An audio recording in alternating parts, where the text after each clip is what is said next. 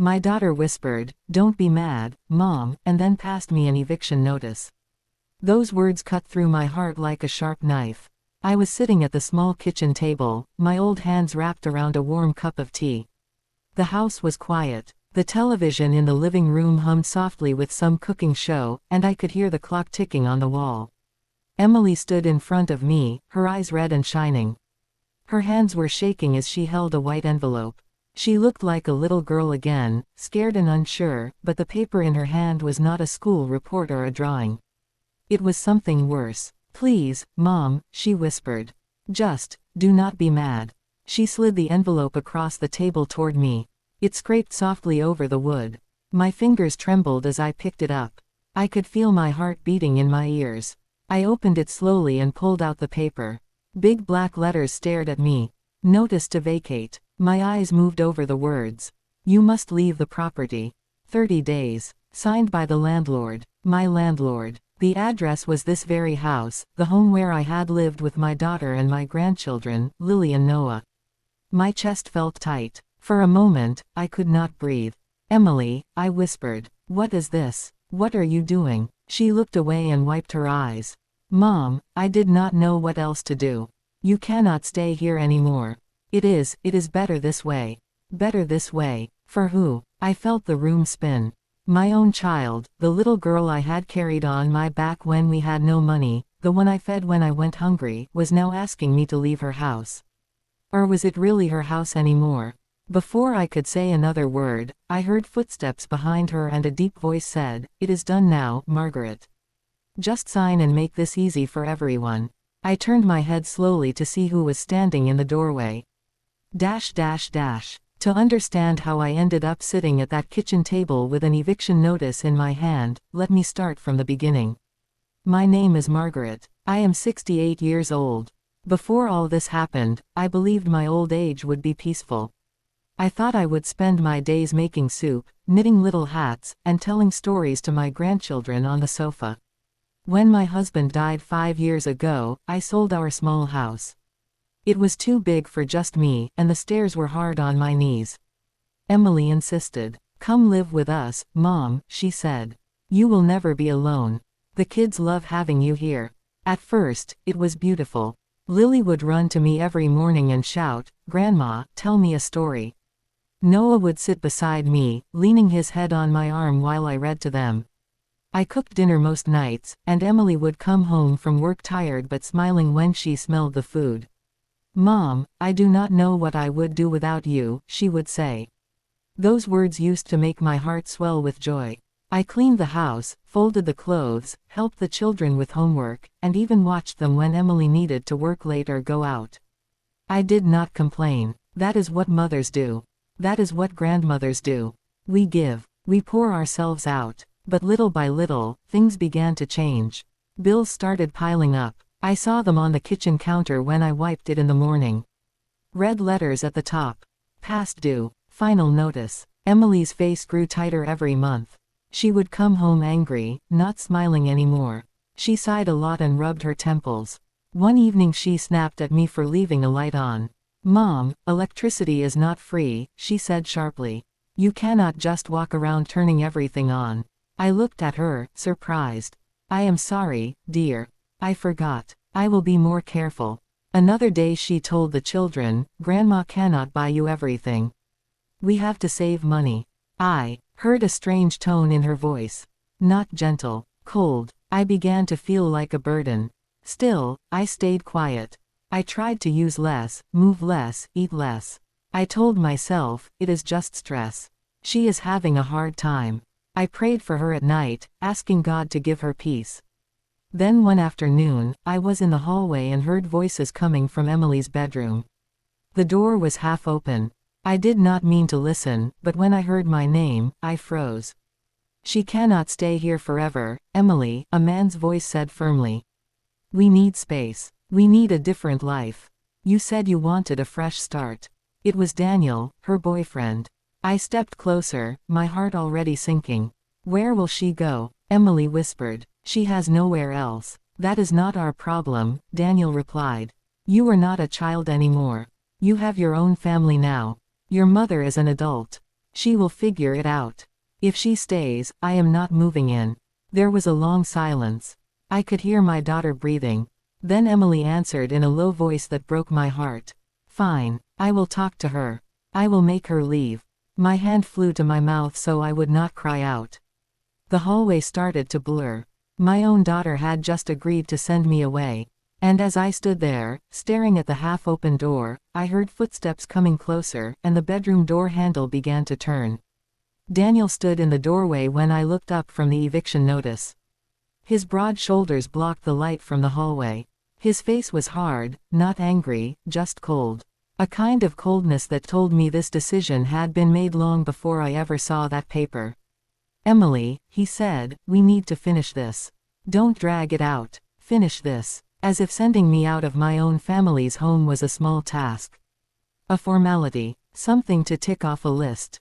I looked at my daughter.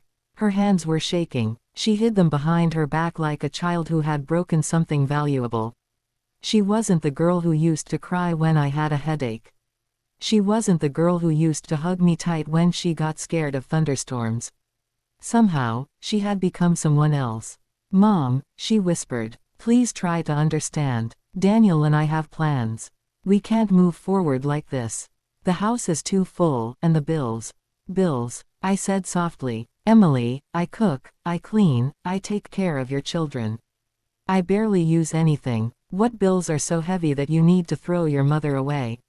She winced. I wasn't shouting. I wasn't even angry. I was just tired. Deeply tired. Daniel stepped closer. This isn't about the bills, Margaret. It's about space. Privacy. We need this house for ourselves. Need this house. For themselves. The same house I had helped her rent when she was struggling. The same house where I used my own savings to fix the roof and repair the plumbing last year when the landlord wouldn't come. I felt my breath shaking.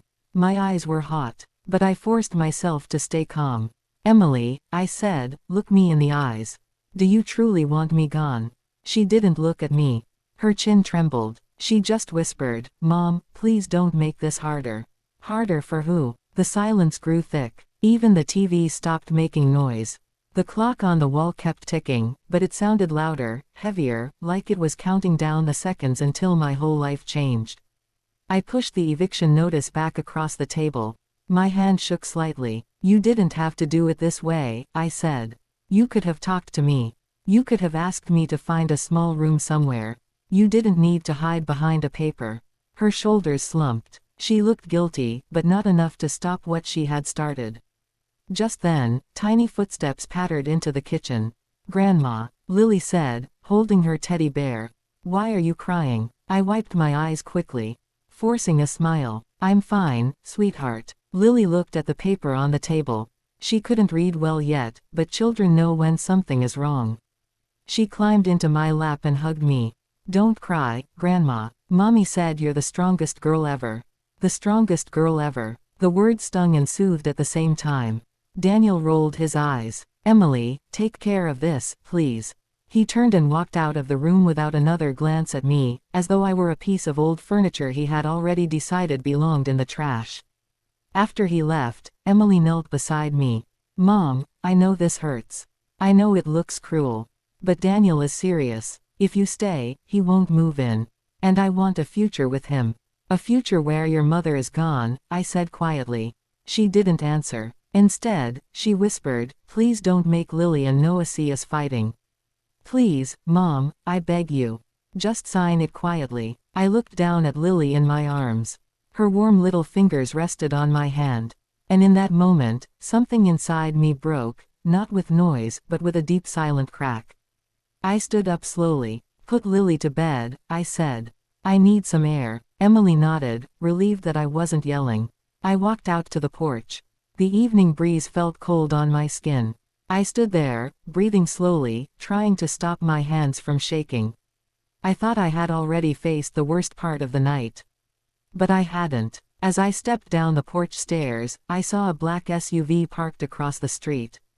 The engine was running. The windows were tinted. And when the driver's side window rolled down, I froze in shock. Because the person sitting inside was someone I had not seen in 14 years, and the last time we spoke, they promised they would return, only when the family fell apart. The window of the black SUV slid down slowly, and at first I thought my eyes were playing tricks on me. The streetlight flickered above us, casting a yellow glow on the driver's face. But even with the shadows, I knew exactly who it was. My sister, Anna. The sister who disappeared from our family 14 years ago without a goodbye. The sister who left after a terrible fight. The sister who had once looked me in the eye and said, "When your daughter grows up, she will break your heart the way mine broke me. And then you'll understand why I left." I never forgot those words. Now here she was, sitting calmly behind the wheel as if she had only been gone for a weekend.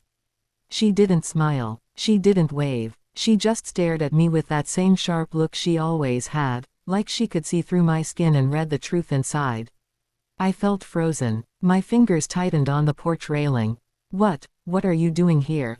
I whispered. She opened the door and stepped out. She hadn't changed much. A little older, a little thinner, but her eyes were still the same. Cold, knowing. "I heard," she said simply. "You heard what?" My voice cracked. "That your daughter just handed you an eviction notice." I swallowed hard. The wind brushed past us.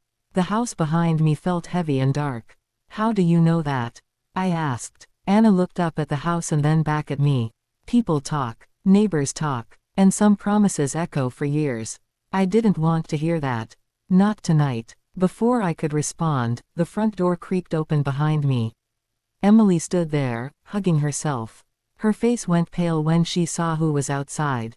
"Aunt Anna," she whispered. I thought you moved far away." Anna didn't look at her. She kept her eyes on me. "I told you," she said softly, "I would only come back when you truly needed me." I stepped down from the porch, away from Emily, away from the house, away from everything that felt like it was cracking apart. "Anna," I said, trying to steady my voice. "This isn't a good time. I can handle this on my own." "No, you can't," she replied. "You look like a woman whose world just shifted under her feet." I let out a shaky breath. "I don't need saving. I just need time." She stepped closer, her voice calm but sharp. "And where will you go? You sold your house years ago. You gave your daughter everything. You have nothing in your own name. Do you think she will change her mind? Do you think that man inside will let you stay?" The truth stung. I glanced back at the house, the warm lights shining through the windows. That used to be my safe place. Now it felt like a stranger's home. Emily came down the steps slowly, her eyes darting between us. "Mom, please don't make this worse." I didn't ask her to come. I didn't even know she was here. Anna finally turned to her, and the look she gave my daughter made Emily flinch. "You always were soft," Anna said. "Always wanted the easy way out. But this," she pointed at the eviction notice still in my hand. "This is not easy. This is cruel." Emily's chin trembled. "You don't know anything about my life." "I know enough," Anna said. "You're choosing a man over the mother who raised you." "Stop," Emily whispered. "Just stop." Anna didn't. She kept going, and her words grew sharper. "Your mother worked her fingers raw to give you a life.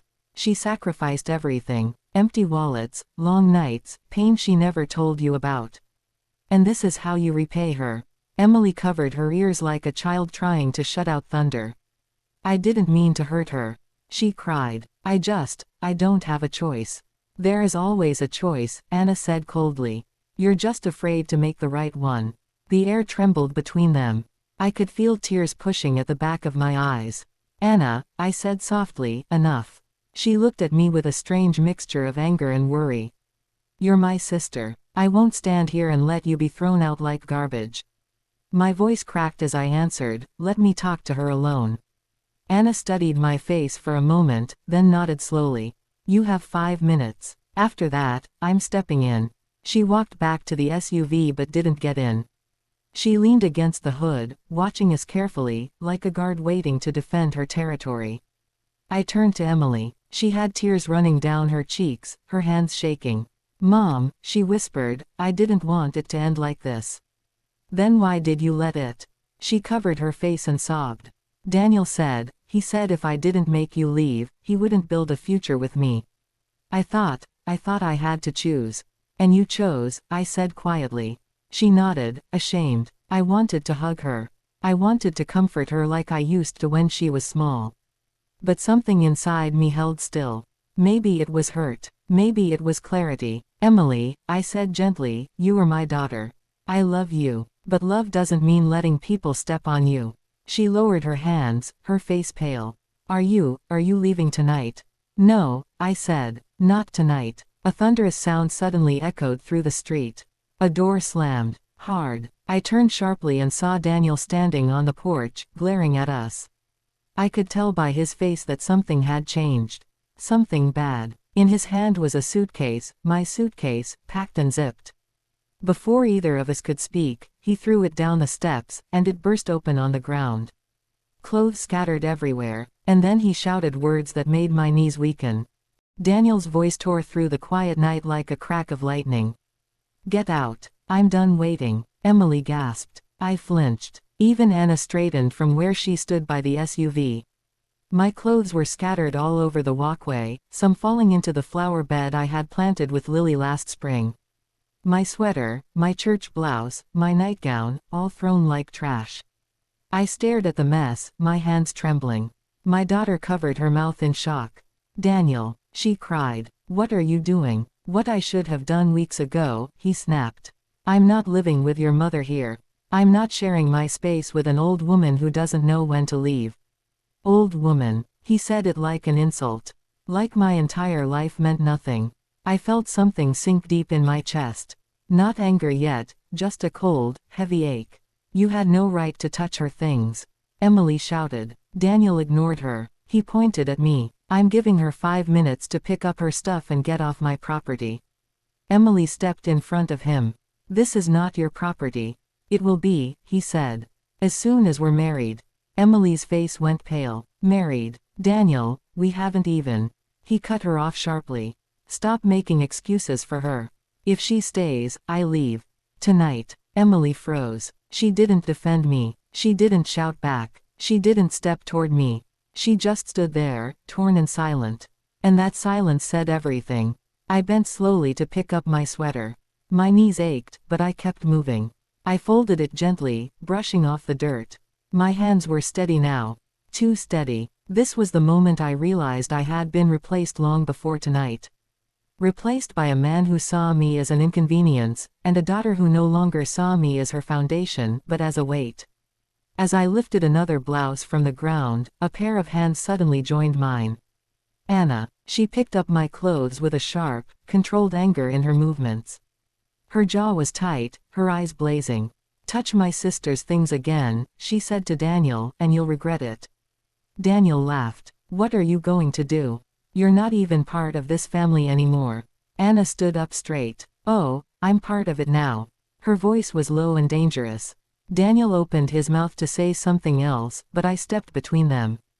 Enough, I said firmly. My voice shook, but it was louder than before. All of you, stop. Emily wiped her tears. Mom, I didn't expect him to do this. I swear I didn't. I looked at her gently. Sweetheart, you didn't stop him either.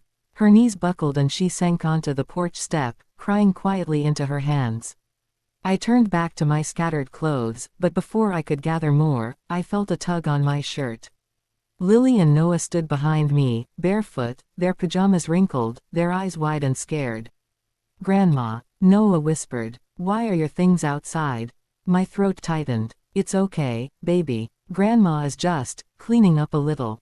Lily shook her head. No, she whispered. Mommy and Daniel were fighting about you earlier. We heard. He said you make the house heavy. Heavy. I closed my eyes. That child didn't know how much truth children could carry in simple words. Before I could speak, Daniel shouted again. 5 minutes is almost up. Anna stepped forward so fast the gravel crunched under her shoes. You need to shut your mouth, she said sharply. Right now. Daniel smirked. Or what? You think I'm scared of you?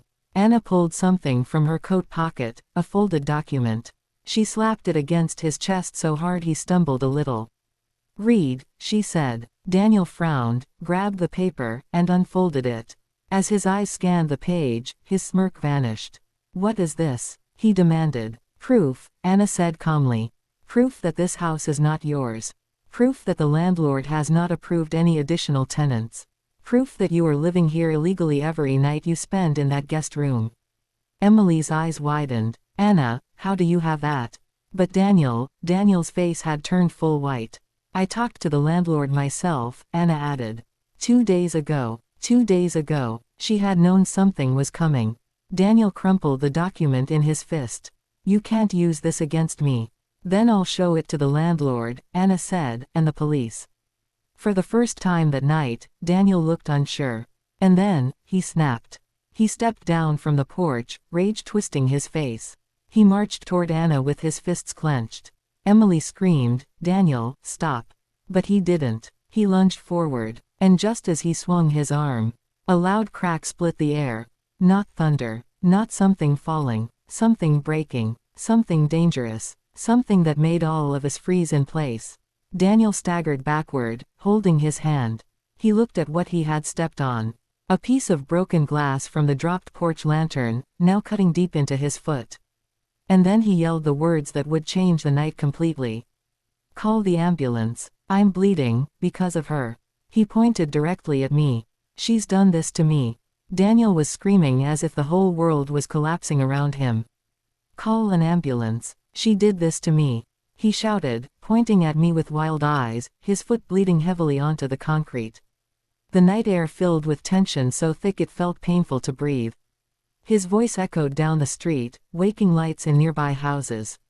Emily stood frozen. Lily and Noah clung to me, shaking. Anna didn't move an inch.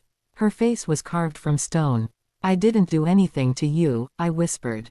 My voice was calm, but inside, something was breaking. You stepped on that because you were charging toward my sister. Daniel's face twisted. Liar. You set me up. You old witch. Emily gasped. Daniel, stop. Just stop. She would never do something like that. He ignored her. She wants to ruin everything. She wants to tear us apart. His words felt like knives thrown at me. I had done nothing but love this family. Nothing but give everything I had. Yet here I was, being accused like a criminal in front of my own grandchildren. I looked at Emily. She looked back at me, terrified and torn in half. Emily, I said softly, you need to see who he truly is. But before she could answer, Daniel grabbed the porch railing, trying to pull himself up. His foot slipped, and he fell again, hitting the step with a loud thud. He screamed louder. This is all her fault. If she had left like I told her. Anna stepped forward. Her voice was quiet, but cutting. You're done. Daniel glared at her. Shut up. No. Anna walked closer, her face inches from his. You're done manipulating this family. You're done threatening people. And you're done pretending you care about Emily or those kids. Emily's voice trembled. Daniel, please stop shouting. The neighbors are looking. Daniel's eyes widened in disbelief. So you're taking her side. The old woman who ruined my life. Enough, Emily whispered. Just, enough. She took a shaky breath, then looked at the blood on his foot. I'll take you to the hospital. Daniel pointed at me again. If I leave, she leaves. I'm serious, Emily. If she stays in this house, I'm not coming back. I'll be gone forever. His words floated in the cold air, heavy and sharp. Lily started crying. Noah held onto my leg tighter. Emily turned pale. Mom, Emily whispered, her voice breaking, I can't lose him. Please, maybe you can stay with Aunt Anna for some time, until... The sentence never finished. Anna laughed. Not a happy laugh. A cold, painful laugh. So he bleeds by his own stupidity, she said, and your solution is to throw your mother away even faster. Emily started crying harder. I'm trying to fix things. No, Anna said. You're trying not to be alone. The truth hung in the air. Emily collapsed onto the porch step, burying her face in her hands. I'm scared, she whispered. I'm so scared he'll leave me. I looked at my daughter, the little girl I raised. The woman who had grown up, but never learned to stand without leaning on someone else. Someone stronger, someone louder. Someone who wasn't me. Quietly, calmly, I said the words I never thought I would have to say. Emily, if he leaves because of me, then let him leave. She lifted her head slowly. Her eyes were red and trembling. Mom, I can't. You can, I said. And you must. Daniel scoffed. This is pathetic. I told you what's happening. I'm finished if she stays. Anna crossed her arms. Then go. Daniel blinked. What? Go, she repeated. Leave. Emily stared at Anna as though she had slapped her. Anna looked at me and spoke gently. Margaret, you're coming with me tonight. My breath caught. Anna, you're not sleeping one more night in a house where you're treated like this. Her voice shook slightly, not with anger, but with something almost tender. You deserve better than eviction papers and spilled blood. Emily stood quickly. No, she can't just leave with you. She's my mother. Anna looked at her sharply. You only remembered that now. Emily froze. Tears poured down her face. She sank back down, broken by her own choices. Daniel glared at all of us. This is unbelievable. Emily, get in the car. Now. Emily didn't move. He limped forward, reached for her arm. Anna stepped between them. Touch her, she said quietly, and I will call the police myself. Daniel hesitated. For the first time that night, he looked afraid. He backed away slowly. Fine. Let her stay with her precious mother. I'm done. He limped toward his car, still bleeding, still shouting curses. The engine roared, and he sped off into the night, leaving a trail of screaming tires behind him. Silence fell. Emily sobbed into her hands. The children clung to me tightly. I knelt down and kissed their foreheads. Grandma loves you. Always. Then I stood up and walked toward Anna. She nodded, understanding everything I couldn't say out loud. As I reached the sidewalk, I turned back to Emily. She looked up with swollen eyes. Mom, please don't hate me. I shook my head softly. I don't hate you. I hope one day, you learn to love yourself enough to stop choosing people who break you. She cried harder. Anna opened the SUV door for me. I got inside. She walked around to the driver's seat. As we pulled away from the house, I felt my heart crack and heal at the same time. A grandmother. A mother. A woman who finally understood one thing. Sometimes the hardest door to walk away from is the one you helped build. And with that truth, the night closed behind us, and a new chapter of my life began.